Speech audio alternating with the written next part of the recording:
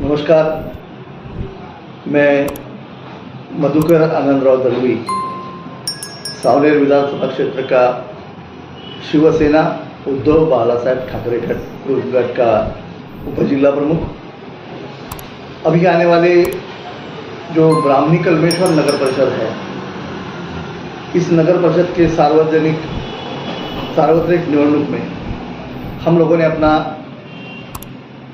एक सुशिक्षित और जो जनता के लिए सेवा में हो और आने वाले समय में हमारे पक्ष की ओर से, जैसा हमारे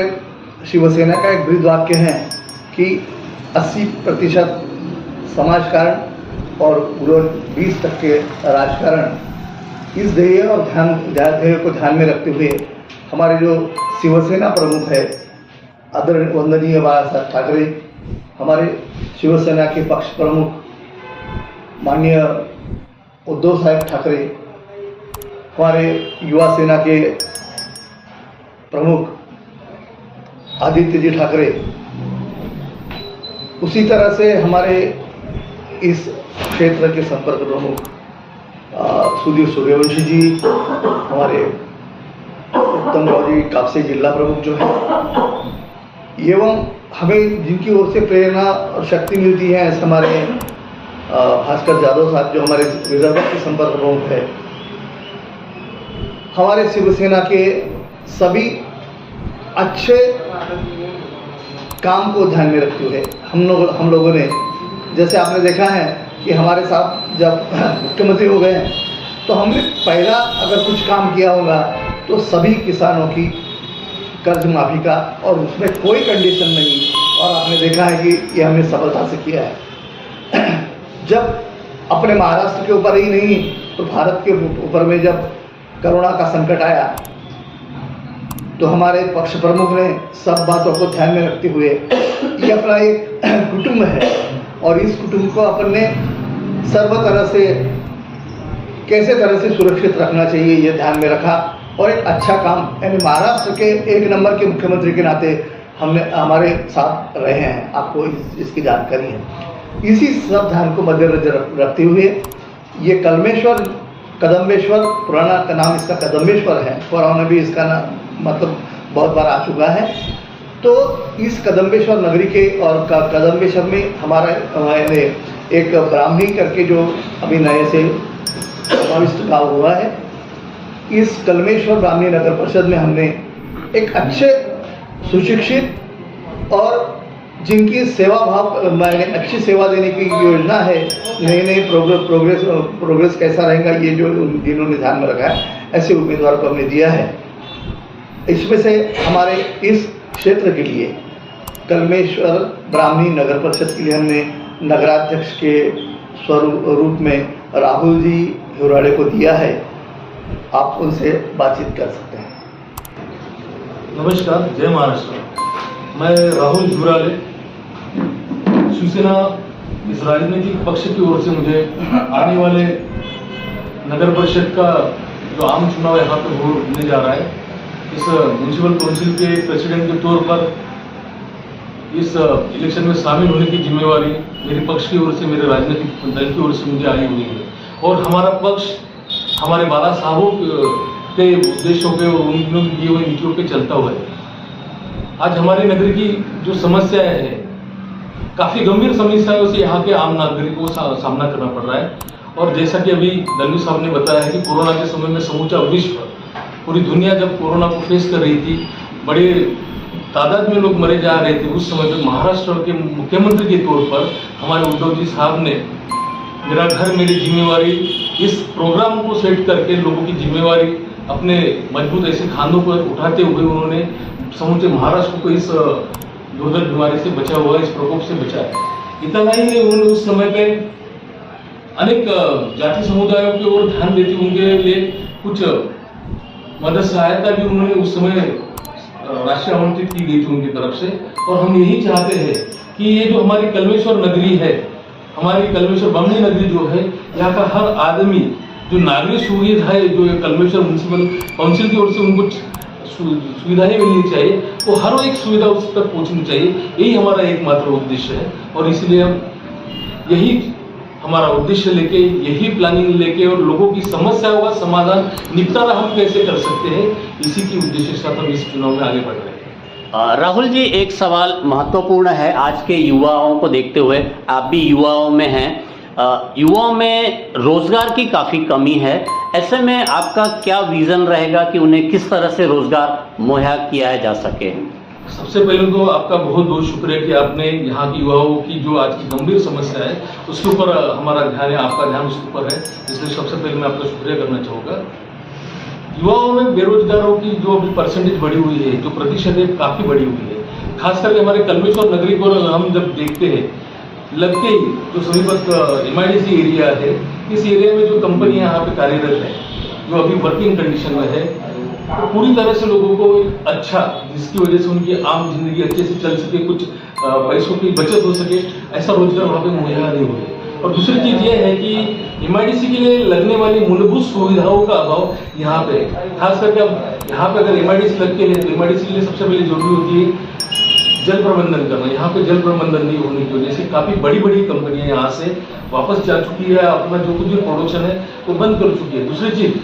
रोजगारों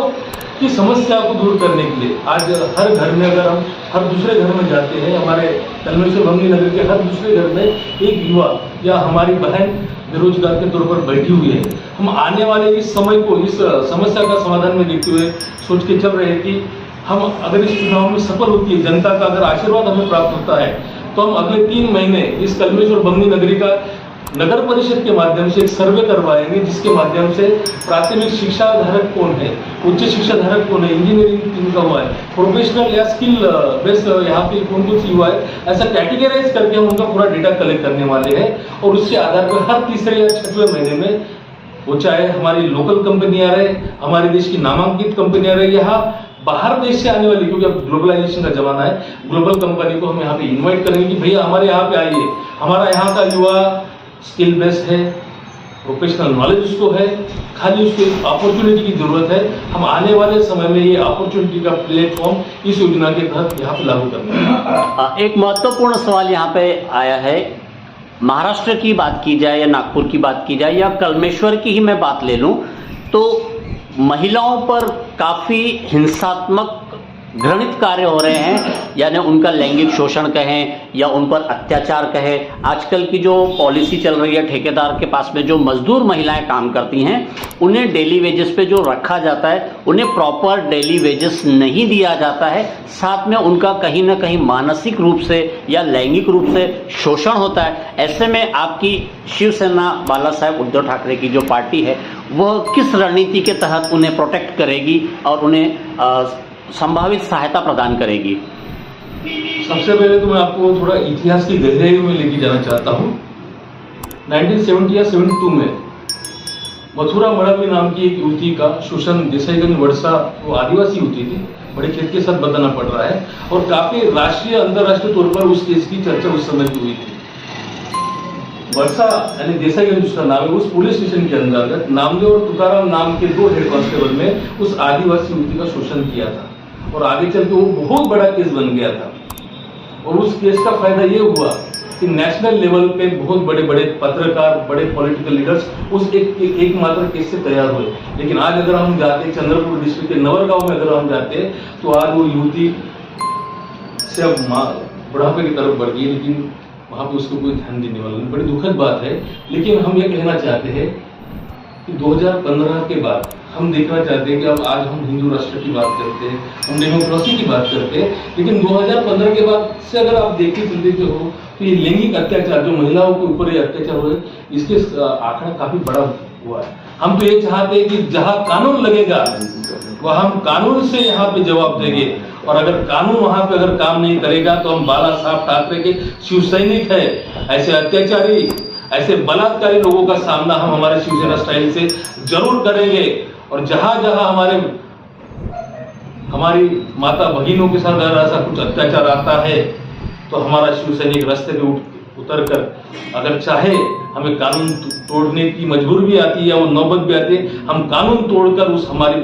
हमारी बहन को, हमारी माँ को हम जरूर न्याय देंगे और हम लोगों में ये विश्वास जरूर पैदा करेंगे कि हाँ, यहाँ की शिवसेना यहाँ की महिलाओं के साथ जरूर खड़ी हुई है। और दूसरी बात ये है कि आपने जो बोले वेजेस,